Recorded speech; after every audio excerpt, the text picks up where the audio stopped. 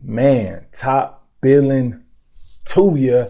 I barely even have the energy to do my thing because I'm just so heartbroken for them Dogs and the way that it ended in the SEC championship game. But first and foremost, hats off to Alabama, a team that I've covered for the past 5 years. Probably not going to be covering them anymore, just for the simple fact that has some of the most disrespectful fans ever on YouTube that don't understand how to let someone analyze a sport, even though I analyzed their team for the past 5 years of my career to feed my family and everything like that. But it's all good because in the lead up to, everybody was saying how Georgia was inept, got beat by LSU, got the doors blown off them by LSU and barely beat Auburn, and Alabama smoked Auburn and this and that. When I said that, I thought Georgia was the hottest team in the country. Now, I wasn't saying this just to say it. If I'm saying something out there, it's something that I truly believe in. I think it played out that way. You can see just how hot Georgia is, and you can just see the amount of talent that surfaced after the LSU game. So imagine that. Look at the young guys out there. This is the reason why I think 2019 Dogs on top, 2019 national champion Georgia Bulldogs. I thought 2018 would be Clemson's year, and it may still ring true. That, as a matter of fact, I actually do still believe Clemson will be that. But 2019 is all dog.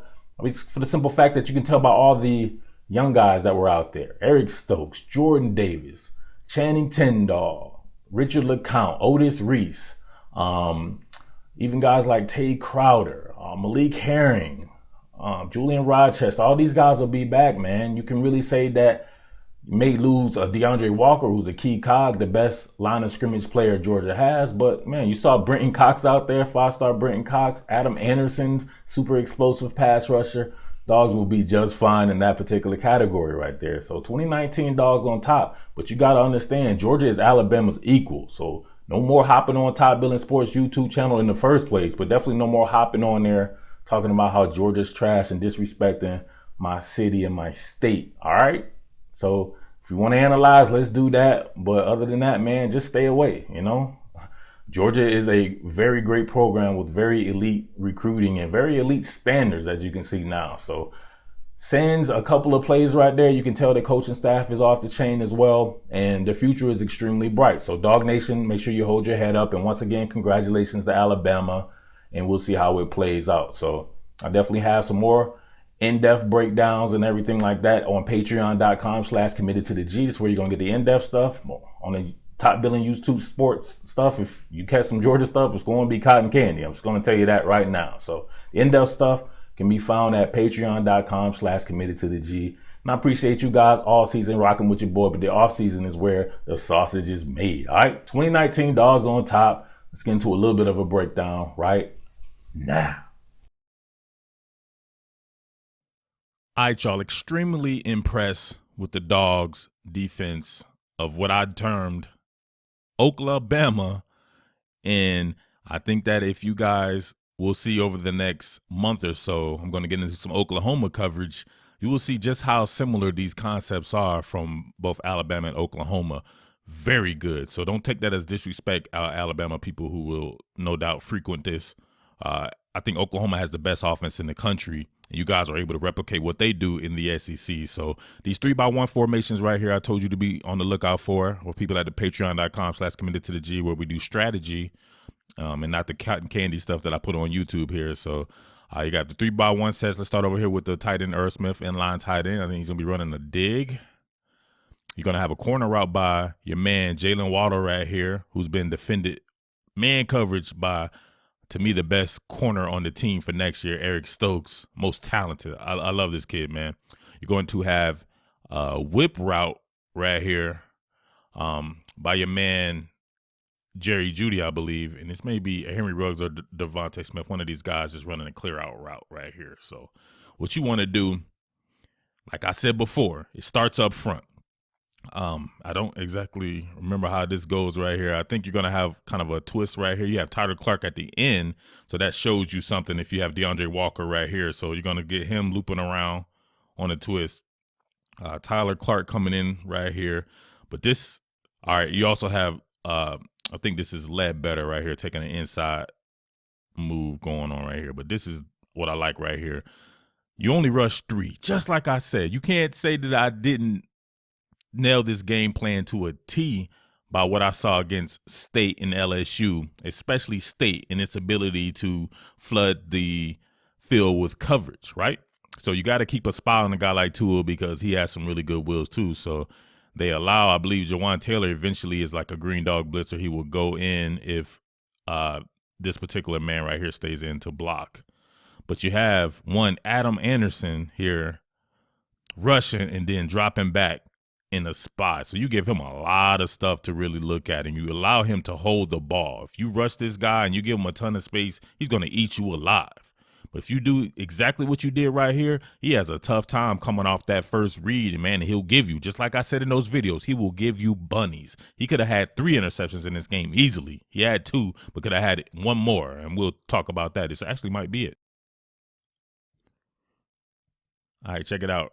Immediately, you're going to notice what I've said plenty of times. Your man Tua is going to stare down pretty much everything. So when you stare down something, it's not necessarily a bad thing if you have great pre-snap recognition like Tua has. However, it does kind of hinder you to be able to come back to like your check downs and your hots and be able to do that in an aggressive manner. So staring that bad boy down. Now look at the coverage. Got the corner route right here, all over it. That's one Eric Stokes. I am most excited about Eric Stokes coming back on 2019. Red shirt freshman, 100-meter champ, one of the fastest cats you'll see on a football field, but he can play football. Much better player right now than Tyson Campbell, more talented and everything. So it's funny how these things work out. Look down here. You got your dime back right here, Mark Webb, all on Irv Smith. You got a very fast linebacker right here. Actually, Jawan Taylor did not get a chance to green dog because Damian Harris released into the coverage. Tyreek McGee all over the whip route with Jalen Waddle. And, of course, DeAndre Baker puts everyone in prison. He imprisons people. So we already know that. If he's there, you're barely going to get a catch. And we see they quieted Jerry Jeudy in this particular game. He had a touchdown at the end, however, but he didn't really have that significant of an impact. But you see right there, now the organic rush gets home. It's just a 3-man rush, right? And then you have your spy right here. Make that man really hold the ball. I don't know what he was doing with this. I don't think he was trying to throw it away.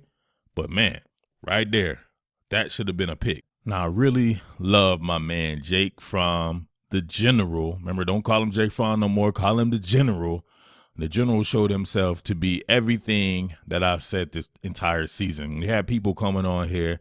I'm not sure if these people are actually Georgia Bulldog fans, if they're just fans of one person, but that shit gets me perturbed, to say the least, for lack of a better term. You got cats coming up here talking about some check me out at 8 o'clock. Guarantee you Jake Fromm won't be the starter anymore and all this. Like, man, get the hell off my channel. Go somewhere else. You want to analyze football? You see this man's playing some good football. Be an analyst, you know what I'm saying? Be an armchair analyst or do something of the sort. Don't just come here just to be, I don't know. I don't have any words for that. But, man, I love his recognition of man-to-man coverage. Alabama running bump and run right here on the outside. So when you see bump and run and you see type of spacing right here and you have a man on slot, you have line of scrimmage player on slot, there's a lot of things that you can do there. But when you have that man coverage and you can throw with an anticipatory throw like Jake Fromm does, there's a lot of shit you can do right here. So we see the blitz coming. Dylan Moses breaks through, but Jake Fromm's, man, he can't be disturbed. He's just going to step into those throws, anticipate. Look, this man is not even out of his break yet, y'all, and this man has already started his throwing motion. Like, I don't know what to tell you. I just don't know what to tell you. And you look at that, man, with the blitz coming, it was a clean pocket for a lot of the night for Jake Fromm. A couple of sacks, one towards the end there, but for the most part, man, they kept that man clean. He's throwing with anticipation. Look at the product placement. Product placement. This is the ATL, baby. This is how we do it. Everybody biting our style in the ATL. But, man, that's all. If these cats didn't have us to bite, what would they do, man? So it's all good. You know what? Continue to bite my style. I got 1,000 other phrases, you know what I'm saying? But don't come see me, though. Don't see me. I tell you that. Remember I told you before how Alabama likes to put line of scrimmage players on slot receivers. Now, Anthony Jennings is a really good line of scrimmage player, getting to the quarterback and everything like that, but he can't guard Terry Godwin. That's a mismatch. Terry Godwin. So you have Jake Fromm, the General here, of course, he's going to recognize something like that. So you have 3-by-2 formation right here. Georgia operated out of the spread a lot in this game. So shout outs to one Jim Chaney, who everybody says can't do this and can't do that. But, I mean, those people sitting in their mom's basement not recognizing that this guy knows more about football than any of us. And he's doing it at the highest level, been in the NFL and everything. So get that man his props. And Jake the General Fromm can recognize that type of stuff. So mismatch right here. And I will say this. I think Alabama's going to struggle with Oklahoma in this particular aspect, because Oklahoma can target the middle of the field, and I don't think Alabama does a good job of covering the middle of the field. We'll see here from a couple of examples right here, but look at that. He banged him and cooked him. He like to separate mans from his ankles, separate that man from his ankles. Look at that. That's easy pickings right there. Anticipatory throw, product placement on point, move the chains, and then some. So, I ain't going to show you the whole thing right there. You know what I mean? I do it, baby. Let's go on the next one. Once again, Georgia operating out of the spread. You got to look at this kind of a 3-by-1 concept right here. 3 men right there. 1 into the boundary. I'm not sure, that might be Jason Stanley, so he's usually more of a blocker. I want to say that's Jason Stanley. I'm not for sure, but have McCole Hartman in the slot, Isaac Nada inline tight end, and then Tyler Simmons out here, who's also known for more being a power receiver. But you got a smash concept here to the field side.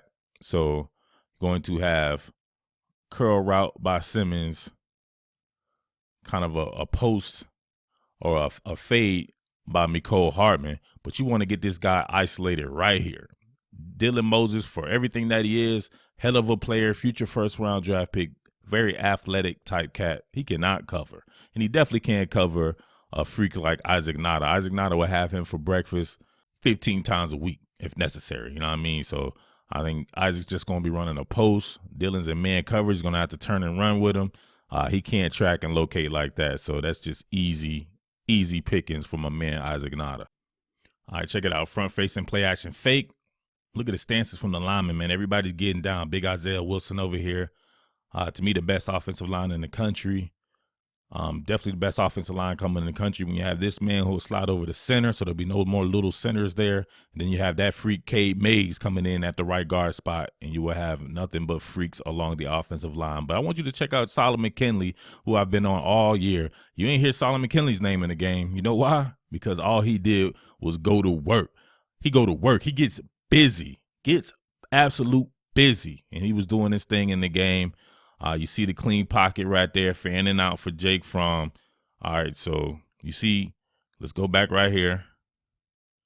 Right now, you see your man trying to diminish the space right here of Isaac Nada, but he's not necessarily trying to get in, not necessarily able to get in the hip pocket. He starts to reach. No reason to reach right now. You just want to kind of mirror and try to diminish the space right there, because when you start reaching, man, your feet just don't follow you. So right there on the transition phase, he's already left. Look at the spacing right here. Too much spacing right there. A good throw, like always. Product placement on point, and it's a touchdown. The general, ladies and gentlemen. All right, so look at the wall defense right here. This is how you diminish the space. You'll hear me say this a lot. Diminish the space. A lot of people have their safeties back here and your linebackers really at depth. No need to do that. First and foremost, they'll inside zone you to death. But more than that, once they hit this right here and this wall stays right there, you already know what's up. So we get that bad boy rolling here. Got jet motion. So you're going to have play action right there. They're going to try to come back and get it. Kind of a speed out. My man on a block and release right there, Irv Smith, but everybody's there. Everybody's there. And you see, like I said before, he wanted to hit, I believe, Devontae Smith, but look at that. Can't do that. So he's staring that down. Then where do you go from there? You kind of come right here. Nope. Can't do that. You're going to have to hold that bad boy. And then by then, man, you're trying to get back on your multi-read progressions, and you got somebody being shadowed by Eric Stokes. That's all she wrote, man. Then you got a pack of wild dogs on you, on that ass. It's time to get your herb ass spread on the grass like fertilizer, all right? Last one here, I talked about rushing 3 and dropping 8, and that's what Georgia did a lot of the time. So I noticed this about Alabama's red zone offense. If you see that speed there and they can't really score from far out, off an explosive play like they did with Jalen Waddle, they have a tough time with an extremely speedy defense. Now, when it comes to the Oklahoma game, Oklahoma has a lot of speed on defense. Not the best defense you'll see by any stretch of the imagination, but they do have enough speed to flood coverage with a bunch of bodies. So you'll see DeAndre Walker right here taking an inside move. I see Tyler Clark once again looping out, running that two-man twist game right there. But you'll see, I want to say this is Channing Tindall and Adam Anderson, both peeled back, and then everybody else, man, you're in zone. You done flooded the coverage area. So then what exactly happens right there? You can't have your man staring down trying to throw post into like single high coverage right there, right? All right, so you see the game up front right there. You see right here kind of an edge breach, somebody coming on right there. But let's see where Tua's looking at right here. He usually likes to look from the slot. He looks from the slot and then works his way out because most of his production is coming from the slot. So Tyreek McGee, man coverage.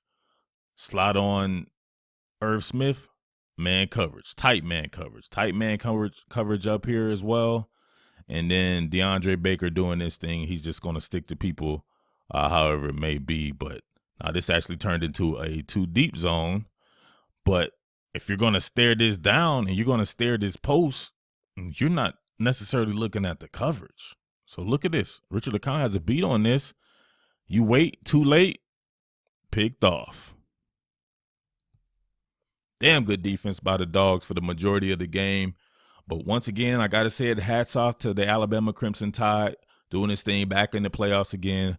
The Dogs will be on top in 2019, so don't worry about that. And these type of things I think will work well in the future when we're seeing like, damn, Dogs don't ripped off 3 titles in 4 years or whatever like that. And you know what I'm saying? And the recruiting stays the way it's staying. Everything's going to be good, man. So I'm looking forward to the rest of the playoffs. We'll see what bowl the Dogs get, but Dogs on top 2019. But thank you for the coverage. Thank you for the coverage. But thank you for checking out my coverage for the majority of the season. Make sure you stay with your boy. Hop on that Patreon because I'm going to get it cracking during the season with recruiting news, recruiting analysis. We're going to go back over each game of the season, seeing who's going to be this and that, whatever like that. You know I got that football mind. You know I do my thing, all right? Once again, I appreciate everybody, man. Your boy Murf, the Underground King, top billing sports, and I am out. Peace. What more can I say? Top billing.